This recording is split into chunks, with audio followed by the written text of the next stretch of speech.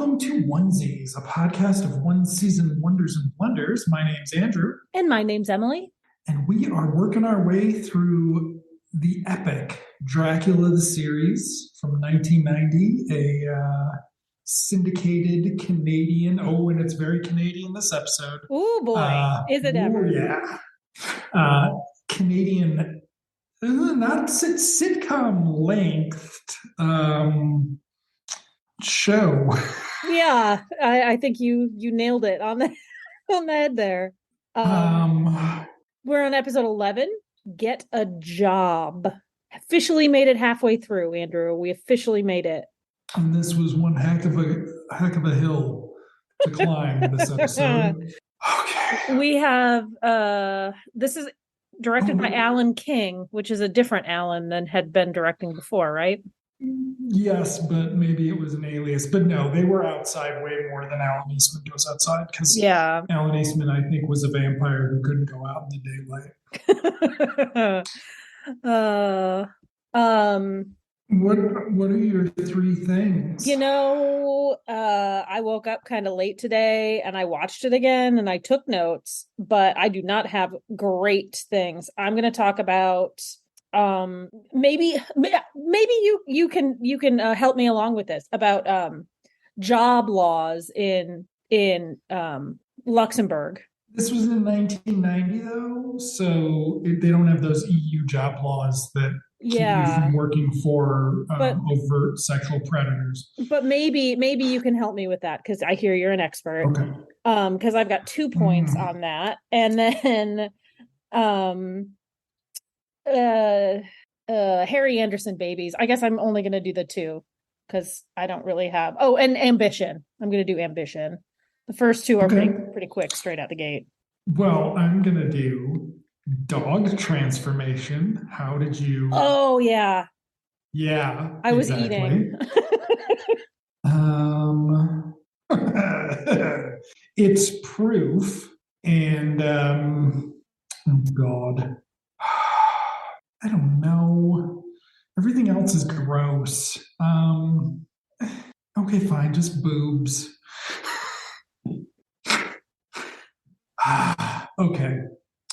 So the get a job in question is Chris's biggest episode ever. I think. It's Chris's biggest episode ever.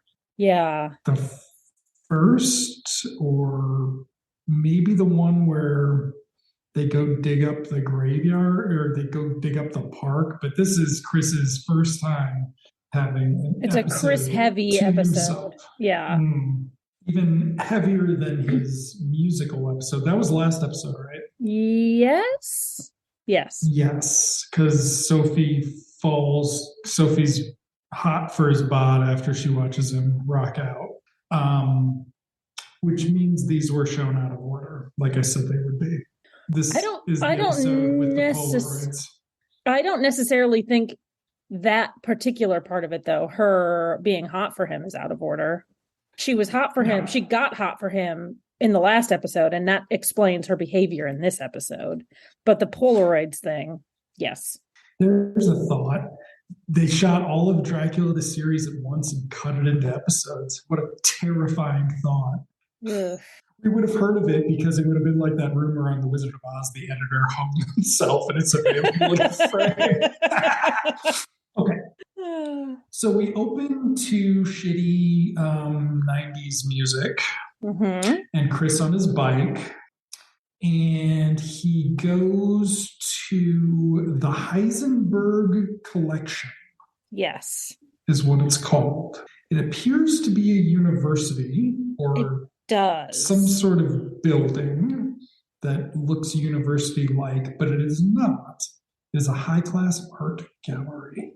With very little art being shown, but that's another thing. Yeah, it's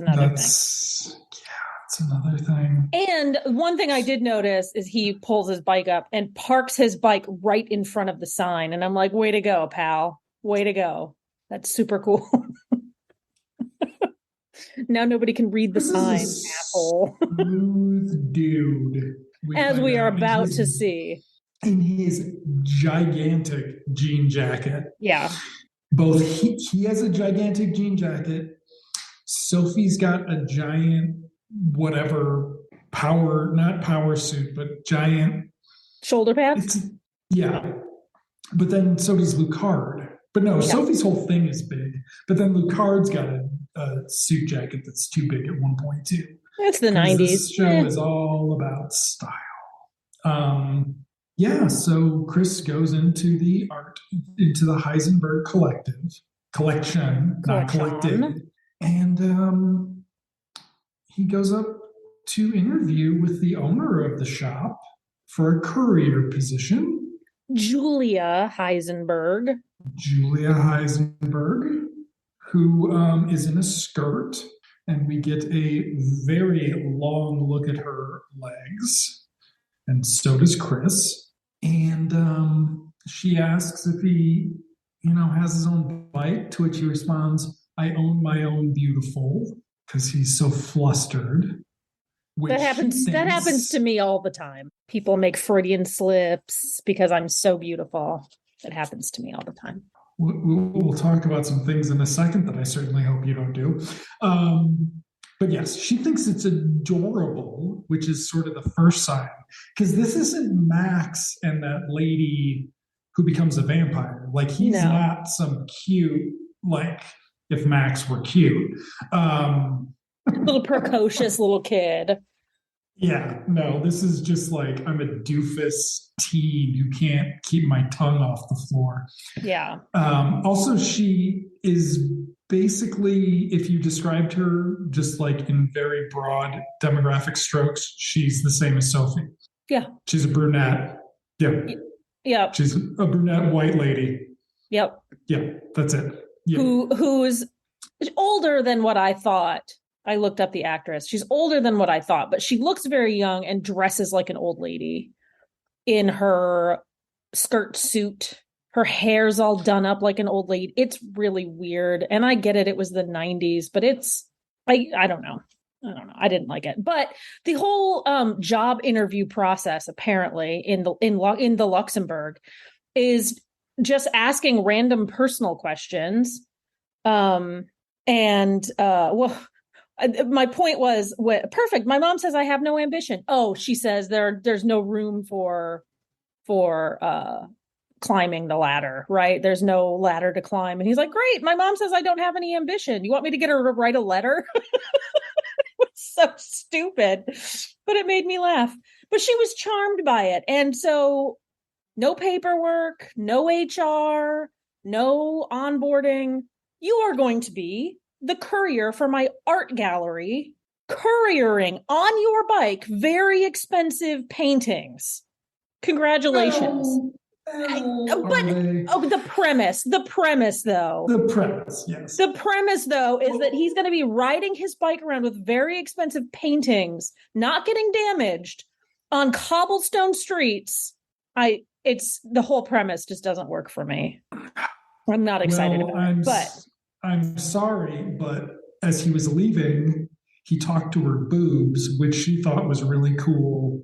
And that like sealed the deal, was him looking down her shirt and talking to her boobs. Well, why do you think I'm always wearing high collared things on the podcast, Andrew? I don't want to give you any idea.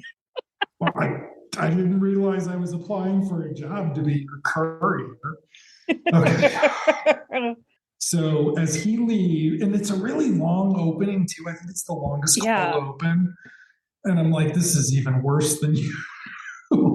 But as he leaves, Lucard pulls up and gets out and looks around, and dun dun dun. Dun dun dun. In business with this woman, presumably.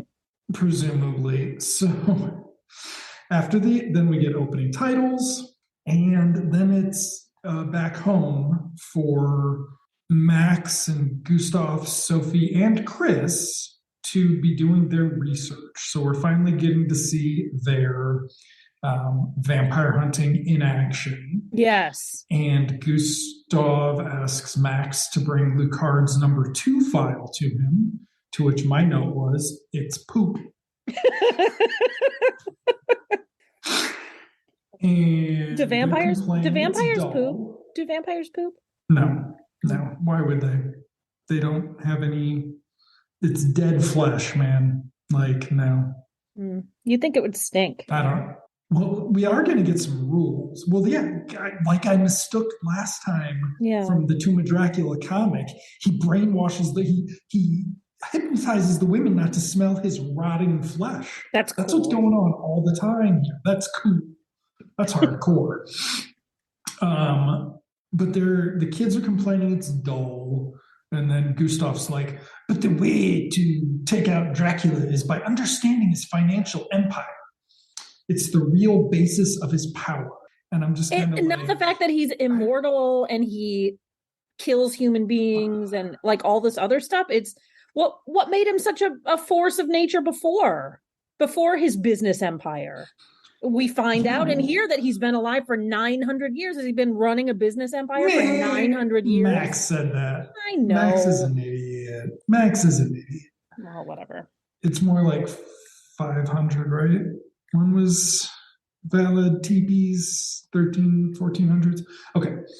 But then Gustav gives Max a pop quiz. Pop quiz, hotshot. What are the 3 outcomes of a vampire attack? 1, dead as a doornail. 2, mindless zombie.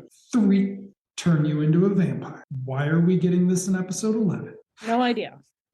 It's where they could fit it in. Okay. So then Chris is like, well, I need to go to work at Miss Heisenberg's. And somebody's like, oh, she's the one who bought the Reinhardt Chateau. And I'm like, that wasn't a chateau. And Sophie gets to be jealous. I don't like this character turn. For an older woman. I don't like this character turn for Sophie. I don't want her to be like this.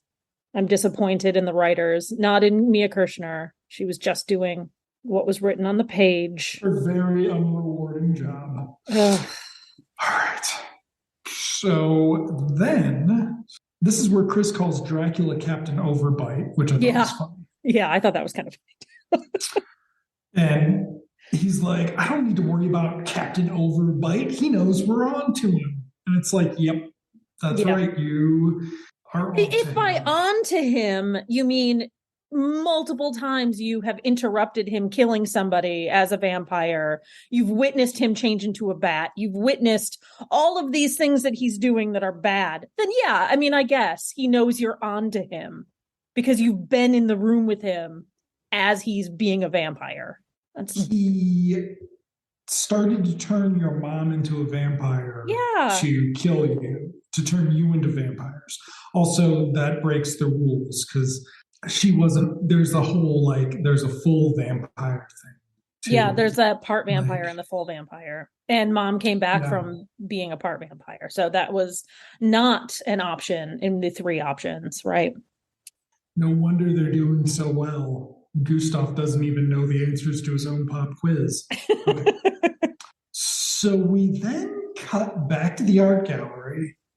Now, she told Chris to start the next day. Yeah.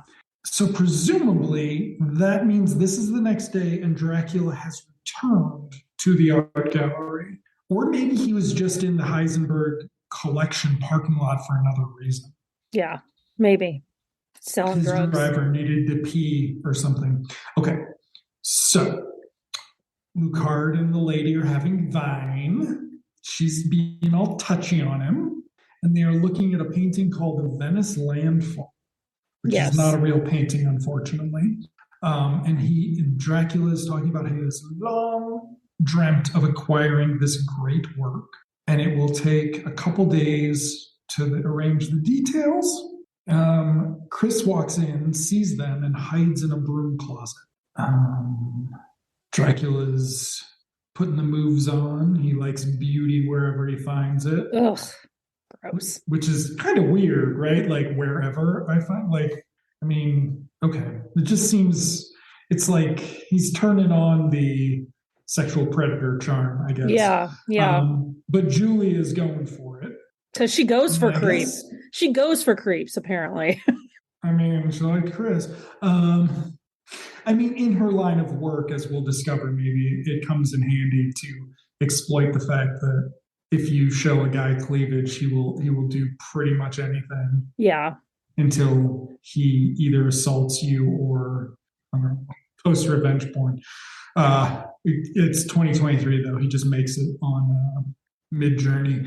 So I also noticed because this was another one of those episodes that's so bad I was just writing lines of dialogue. They say until tomorrow, except it was going to take a day or two to work out the details. Yeah. Well, so it's gone down to tomorrow. Yeah. Dracula leaves, and Chris falls out of the broom closet. Very charming, very smooth, and knocks over brooms and buckets and all sorts of things, and then rushes Julia like, "Don't you know who that is? Don't you know who he is? He's not your everyday multimillionaire." And she says, "No, he's not. He's got a real eye for art. Yeah. Most of these millionaires are just interested in Picasso and pork futures." So for some reason, I have teeth written down. I don't know what to deal with this. Maybe Chris says that? Yeah, Chris says something. Chris says something about teeth. Okay. I don't remember the context. And so he, just like in last episode, or in my opinion, next episode, he's like, "I need to tell you something. You've got to believe me." But he doesn't tell her Dracula is a vampire. He says Alexander Lucard is not a nice guy. Yeah. And to which she says, "I'm flattered that you're jealous, but I'm a big girl now. Go clean up that mess you made." I'm a big girl now. She's like 42, 32 or 42. Is she 42? Okay. 32 or 42. I don't remember now. I'm not going to go back to IMDb to find out what year she was born. Yes, I am. Is she really old enough to be his mom, or old enough to be his mom? Like, is she older than the actress who plays his mom? Okay. So then we cut. Oh, and I must have made a note that Dracula's just out in broad daylight, so who gives a shit about anything in the show. Yeah. Then we cut to them having dinner. The family. In the library. Sophie, do you think Sophie cooked for all of them? I don't think so. Who did the cooking then? Uncle Gustav? You think so? I do, kind of. She's pouring milk, but... She is pouring milk. And she smacks Chris's hand when he tries to take seconds. And then she dishes them out to him with like 2 forks or 2 little spoons. And I'm like, this is a bad scene, Alan. Whatever your name Alan is. Alan King. Okay. Isn't Alan King somebody else, though? With one L? Maybe.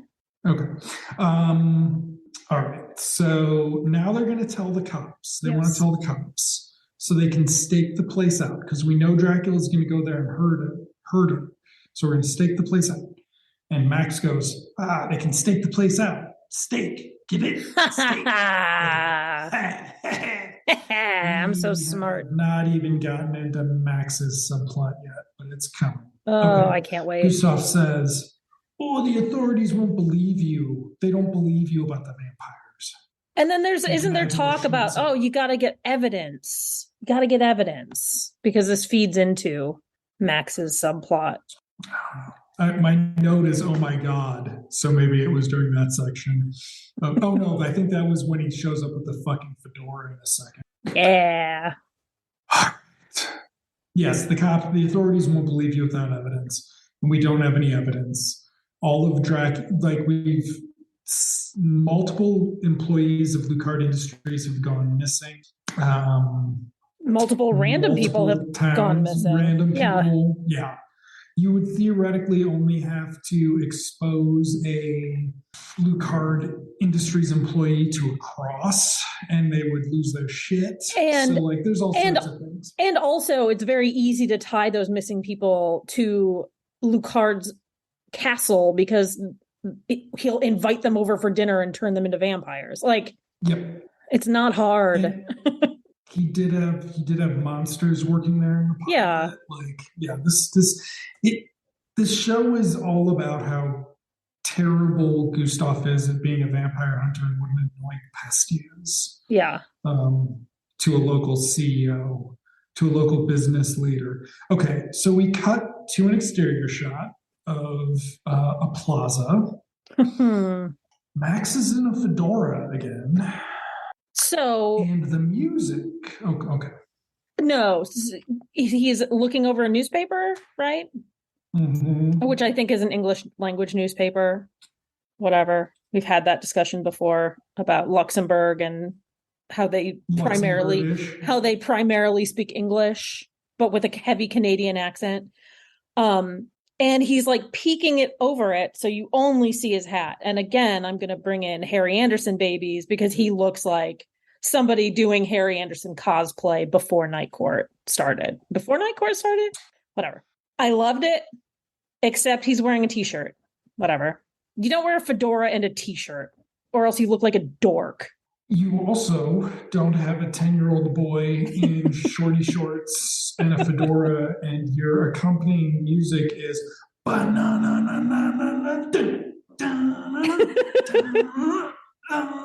like, it's not just strip teaser music, right? But it is strip teaser. It is the strip teaser music from Touch of Evil, from the burlesque show in Liberty Heights. It is the stripteaser trope music playing. Yeah.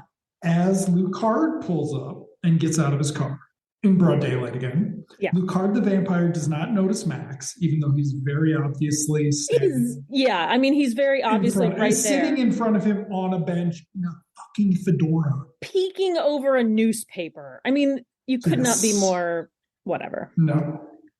Okay.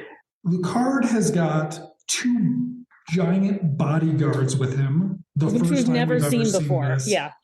And they're not in the episode ever again. And he's just walking down the streets. And as he's walking away, Max takes a Polaroid picture of him. Thus, I am correct, this subplot from last episode started here. Yeah. Last episode, they said they had photographic proof that Lucard is a vampire. We will talk a little bit about what's on these Polaroids. Later, yeah. Okay, later. Cut to the house. Sophie comes up to Chris and is like, the Venice landfall painting was stolen from the Rijeke Museum. Rijksmuseum. Yeah, well, I had to check the spelling because I'm like, are they doing a Holocaust subplot? That's really fucking low class for this show. No, it's the giant art museum in Amsterdam. Much like, I don't speak Amsterdamish. Okay, so it was stolen in 1986. Chris is like, is there another one? And she's like, no, there's not another one. Is she selling stolen paintings? And she's like, let's go investigate. And he's like, well, I'm not going to break in. Besides, Julia Heisenberg gave me a key. And then she's like, even better, we're going to go sneak in. Yeah. This part of Sophie I do like, because she sort of takes the bull by the horns and is like, we're doing this right now. So they go to Chris's work. They can't find the painting in the main gallery. First, Chris puts his foot down and says they're not doing it. And then the next scene is them breaking in because we needed that. Okay. Yeah, it's not in the main gallery. And it's like, well, of course it's not. Like, why wouldn't you? Don't you work there? Like, why would you know what happens? Did you close up, you idiot? You close up the next day. But no, it's in the back where Chris is not allowed. Now, this is a great scene. This is a great scene because he's standing in front of a door and he's like, we can't go. We're not allowed back in there. And Sophie grabs the door, looks him straight in the eye, and walks past him and pushes her way in. I loved that. Go fucking Sophie. That was so great. She just like, okay.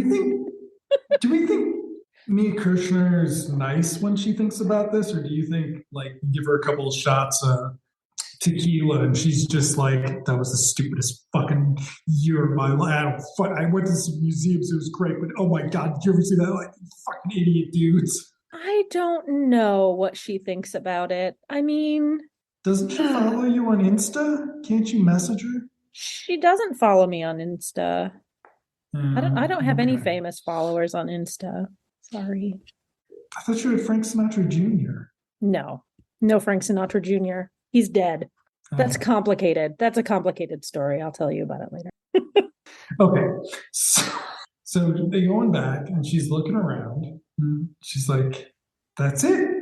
It's a stolen painting. And then she keeps looking around and she finds a Matisse and a Renoir. And she goes, all of these paintings are stolen. Which she just has a memory of. Just pulls it out of the air. You know what? Chris is just a dummy and she knows like 5 things. And this is just fair enough. But she also knows music. Okay. So somebody follows them in though, and I thought it was going to be Lucard, but it's not. It's a local police captain who we've never met before, Captain Wolf. Local to Hamilton, Ontario. He is What are you talking about? What are you talking about? What are you talking about, Emily? He was not from Luxembourg. Very heavy on the accents, which again begs the question, how did he get a job in Luxembourg as a police detective? Certainly they have he hasn't done much lately. I wonder if he's dead. He certainly is not from Luxembourg, and I'm just curious about how you become a Canadian citizen and then move into Europe and get a job. That's what I want. I know exactly how he did it. How? He looked at the lady who was interviewing his boobs, and she was like, you are hired, Captain Wolf. I like you. Okay. So she's like, all of these paintings are stolen. Don't arrest us. And he's like, I believe you. We've been staking this place out. Yeah. Just go about your business. Yeah. Then we cut to Max and Chris going to bed, and Max says Einstein would be proud of Chris for being, not figuring out that his boss is a crook. And then, because if Chris could figure it out, obviously the cops did too. Yeah. Maybe they could take on Lucard, but nobody's ever given them a reason to before. But this Captain Wolf is on it. With his Canadian accent. And I loved that Max, like, he turns his light off, or he lays down and he says, oh, I'll take that note. Like, as if to remind people, like, this is foreshadowing for the future, right? It's like he's foreshadowing the foreshadowing. Cut to Lucard Industries, and Lucard's on the phone. He's on his clear phone. Which I loved. I was like little 90s girl. I was like, oh my God, I want one of those phones. Whoops. I want one of those clear plastic That's so phones. Cool. You can see the insides. It lights up when it rings. I loved it. The Fisher Price phone. Inviting Julia to dinner to celebrate the painting. The unveiling of the painting, which I thought was weird. Because it's not like, it sounds like it's going to be a big party. Going to unveil this painting. No, that's not what it ends up being. And I was turned off by that. But obviously we're supposed to be worried, like Chris is, when he finds out where she's going. The Lucard's going to turn her into a vampire. To which, when he tells her that he's worried, she says, don't worry, Chris. No one will ever replace you. And then she touches him on the chin. She touches him on the chin. Like, like the lady did to Sophie the last episode.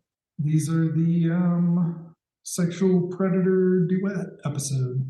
Okay, so then we cut to the police station where Captain Wolf's office is apparently where every single extra walks through. Yeah. He's sitting there talking to Max, who's in his fucking fedora, and every other shot, there's somebody walking behind over to the window looking for something. But Max is going through all the facts he's just the facts, like, Dragnet. Yeah. Lucard didn't want garlic dressing on his salad, to which Wolf says, preferring Thousand Island is not a crime, just poor taste, which would have been funnier if the guy hadn't said it in a Canadian accent. Thousand Island. Thousand Island dressing in Luxembourg isn't a crime, Max. Are you trying to do Scottish accent there? Shut up. Shut up. Shut up. Rude. Don't be rude. Okay. This is where Max shows him the proof. Yes. The Polaroid. Polaroid, where Dracula is not. And he says, see, it's proof. And he says, it's a picture without Alexander Lucard in it. And Max is like, exactly. And I'm like, this is what Sophie was showing that lady last episode. Yeah. A bunch of pictures without Alexander Lucard in them. Yeah. So Cool. this opens up an interesting question. It doesn't work on the police officer. Let's say your theory is correct and that the episodes were shown out of order. It doesn't work for the police officer, so they're going to try to do it for the other lady, the music lady. They think that it's going to work for somebody else. Sophie yes, Sophie did think that, but she also stole them from Gustav's desk, which means that Gustav thought they were proof that Dracula's a vampire. And I'm just like, this is why these people need to die. This is why this show just needs to feature Dracula killing them and eating them in front of us. And that's the end of the show. Yes. Maybe Mom can become a vampire too. Like, and they can, oh my God, they can fang out, they can eat her children, and they can live glamorously the rest of their lives. I love this. So then the police captain says that Max is a fine little boy with an active imagination, but it's time for him to go. And Max is like, I don't want to go. And the cop's like, take a hint, kid. Get the fuck out. Yeah. Cut back to the Heisenberg collection, where Chris is just hanging out at the desk, raising that question of, remember when people just had jobs where they sat around and waited for people with computers who did actual work to come in and tell them what they found on their computer, and then the person said something and got paid 17 times as much as the person doing the actual work? Yeah. Now they get paid 37 times as much, but they have a smartphone. So we're going in a great direction, folks. Yeah. Okay. Chris goes in the back room for some reason and finds the painting that is being unveiled that night. Right. Which is concerning because that means there's a time problem. Only there's not, because then Chris looks at another painting and it's the exact same thing. Yes. Because she's a forger. But he doesn't know that, because this is the greatest line in the television episode, probably the whole series, probably any series ever. He goes home and asks, if an artist makes a great masterpiece, how many copies does he make? Good question. Good question. Good question. Okay. Sadly, it is not a callback. There's the Joni Mitchell live album, Miles of Isles, or something like that. Somebody calls up to tell her to play something, and she's like, it's weird, man. Nobody's ever like, hey, man, paint that again, Rembrandt, or something like that. Chris, on the other hand, is like, paint that again, Rembrandt. Okay. So then we cut to the castle. They're going to go save her. And Sophie's leading the gang. So Gustav is with them. This is maybe the first time the family has gone on a vampire hunt to the castle, because usually they're trying to save somebody. Because usually the kids are just out to fix things, and then Gustav comes in and saves the day because they're dumb and bumbling. So this is the first time they've included Uncle Gustav. This is the first time they've got to all be dumb and bumbling at the same time. Okay, so this is where they say, Gustav's like, she's going to try to sell Lucard fake. That's not a good idea. And somebody's like, well, does he know that much about art? And this is where Max says, oh, he's only had 900 years to bone up on it. Yeah. Okay. Dracula has put a curse on all the doors since we were last here. Oh, yeah. So we're going to throw holy water on them to open the doors. When you throw the holy water on the cursed door, a bunch of dry ice comes off of it and it unlocks. But Max and Sophie have to stay there to reapply the holy water to keep it from sealing. Why couldn't they? The door opens in. They could go in, and when they were leaving, they could throw the holy water on it and pull it open. Okay. I don't know. I'm wrong on the physics. No, okay. So then we cut to dinner with Julia and Lucard. And the cut is Julia going, "Oh, Lucard, you're so funny and charming." And I just thought that was the worst acting ever. It was yes. Her range is she's more convincing as she encourages Chris. Yes. You're right. Yeah.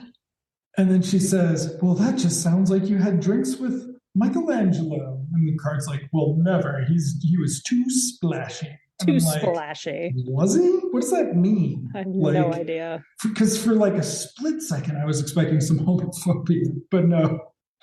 So he's going to go get some dessert wine for the unveiling. He's given the servants the night off. I love that they just add that little detail to explain away why he's leaving the room. It was so unnecessary. Whatever. Why was he even leaving the room? He was just leaving the room so Chris can open the door behind the dinner table. Yeah. And be like, "Psst, psst, Julia." And then she could freak out. Good, rightly what so. Are you doing here? This has gone too far, Chris. This has gone too far, Chris. I'm a big girl. I'm a big girl. Like all Luxembourgian employers, I will molest you at work. So that she goes into the back hallway with him because she's got to get out of the room now because Lucard's got to come back in with the wine, be confused. Then Gustav comes in through the other door, which means he and Chris split up to do this. Yeah. Okay. And they have a good enough idea of what this castle looks like on the inside that they know how to get to multiple entrances to the same room. Don't they comment on how they're going to get lost because it's too big later? Maybe. Yeah. We don't actually see that one room with the fireplace this episode, which is a little weird. Yeah. Okay. So, also, wait, the Picasso was 2 episodes ago. Who is he showing? The Picasso he was showing to the mom. To mom. That was a couple episodes ago, yeah. Yeah, okay.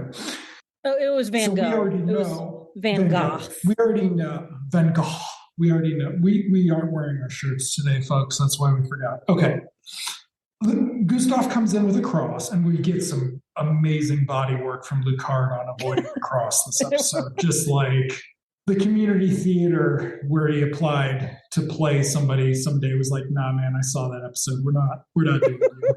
Sorry, Jordy." Oh, poor guy. Really, Helsing, this is a private party. Yeah, I love that. I mean, he's being threatened with his life, and yet he still can be cool, calm, collected, and snarky. I mean, he's been dealing with Gustav's whole life, and Gustav's family for his whole life, for hundreds of years now. Yeah. He knows that they're clowns. Yeah. Like, they haven't got him so far. One of these days, we're going to get him. Spoiler, folks. Probably not, because Dracula doesn't have a final episode. Okay.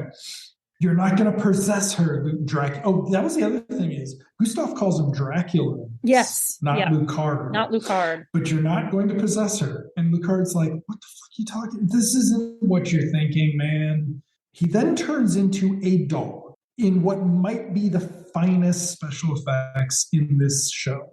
Because Lucard turns into a CGI, 1990 CGI, edited on VHS blob of black matter, who then becomes that is cut into being a black dog. Yeah. Best work, special effects work on the show. Yeah. ILM, eat your heart out. So then Chris is like, "No, Julia, here's the real Lucard." And she's like, "He's an old man chasing a dog," which should have been funnier. And she's like, "I'm getting back to my dinner, Chris." And then in she comes. In come the cops. "You're under arrest, Miss Julia Heisenberg." Lucard, the dog, has run out of the room. He's then going to walk back into the room transformed while Gustav is standing there in front of the cops. Yeah. In front of Captain Wolf with a stake and cross. Yes. And he seems goes, unaffected. Yeah. Thank you for cooperating with our investigations. To which Lucard says, you only need to call on me.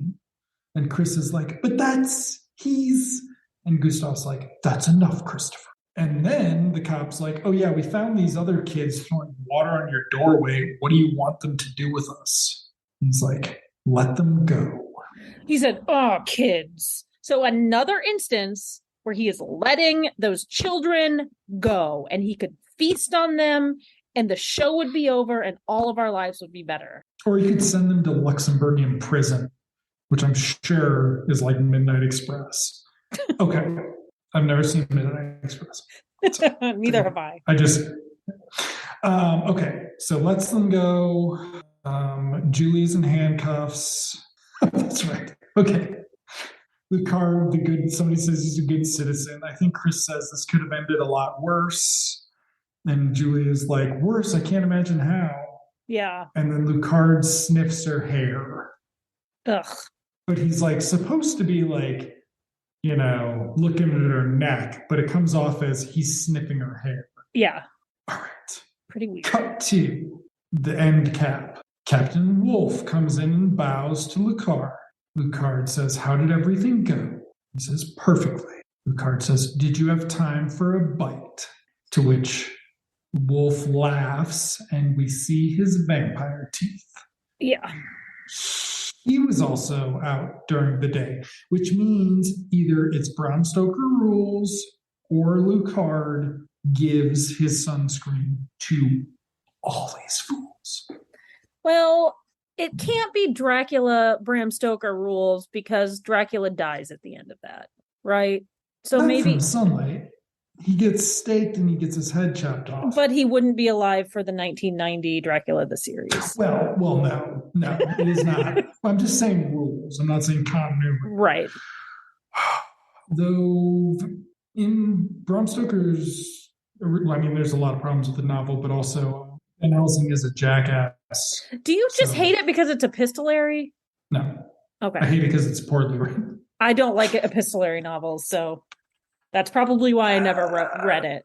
I'm trying to think if there are any good examples of epistolary novels I do like, but I will say that the multimedia adaptation, so there have been a couple comic adaptations of the novel where they actually do the epistolary thing, and it's great.